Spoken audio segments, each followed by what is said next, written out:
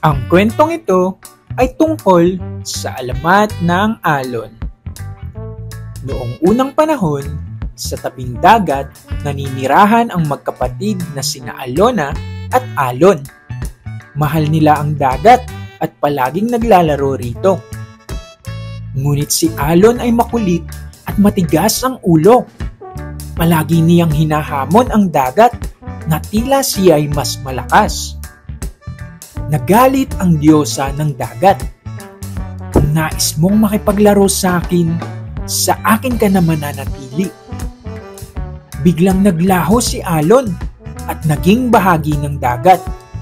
Siya ay naging alon na palaging gumagalaw at tumatakbo. Mula noon, hindi na tumitigil ang alon. Parang batang laging naglalaro at kumikilos.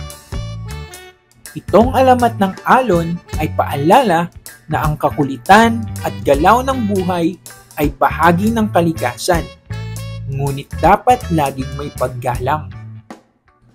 Kung nagustuhan mo ang aking kwento, like, subscribe, and share this to your friends.